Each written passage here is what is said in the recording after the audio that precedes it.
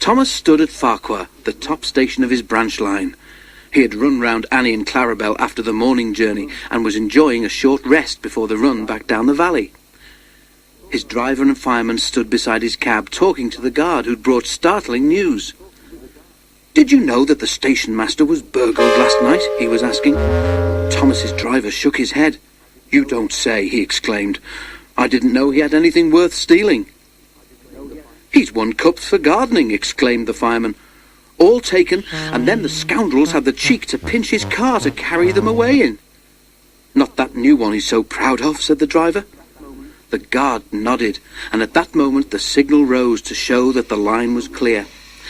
The driver and fireman climbed into Thomas's cab. The guard blew his whistle, waved his green flag, and got into Clarabel, and Thomas set off.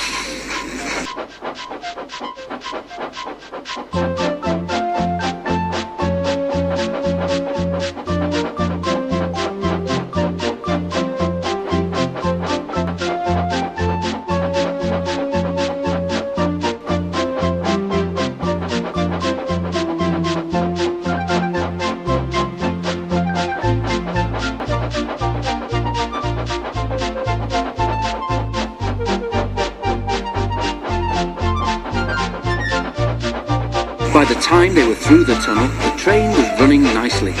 Road and railway were beside each other here, with only a stream between them. Thomas remembered his race with Bertie the bus. He'd only won because he could go through the hill, while Bertie had to go over it. A flash of colour on the road ahead caught his eye. He tried to go faster to look more closely. "Steady, Thomas," said his driver. "There's plenty of time." "Can't we get closer to that car?" panted Thomas. "It looks like station masters to me."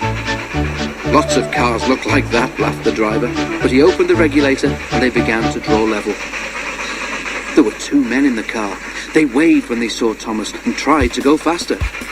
"That's the car all right, Thomas," said the fireman, "and those two must be the thieves. But we can't stop them, and they'll be gone long before the next station." "We need pencil, paper, and something to put a note in," said the driver. "We'll throw a message out at the next signal box." Quickly, he wrote the note, and they put it in the fireman's empty lunch tin. Then, drawing ahead of the car, Thomas whistled to attract the signalman's attention. They slowed so that the fireman could throw the box up to him, and as they went past, both driver and fireman shouted "Police!" at the top of their voices. By now, the stolen car had gone well ahead, and Thomas did not see it again.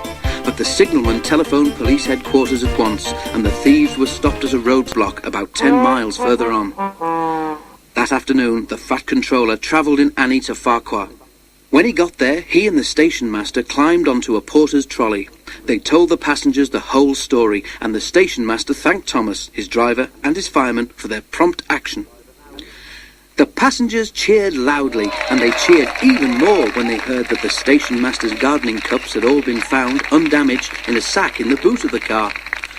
"A long time ago," said the Fat Controller, holding up his hand for silence, "Thomas showed how valuable he is to the smooth running of my railway.